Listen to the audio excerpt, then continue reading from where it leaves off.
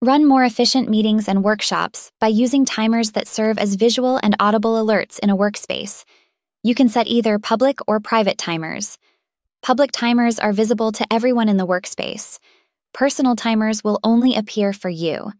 The timer's countdown displays at the top of your workspace, keeping collaborators on track during group brainstorming sessions, workshops, and other time-bound tasks. Here's how to add timers. Select Add Content from the Workspace toolbar. Select Timer. The timer window opens. Set your preferred timer duration, adjusting minutes and second. The audio alert toggle is on by default, meaning the timer produces an audible chime when the time is up. You can disable the audio alert by toggling off the feature. The public toggle is on by default, but the toggle allows you to switch to a personal timer if desired instead. Select Start Timer. At any time, click on the timer to pause, adjust duration, end, or restart. You can add a public and personal timer simultaneously with different time settings. Enjoy the ability to timebox sessions to get through critical milestones during a meeting and make all attendees happy with ending on time.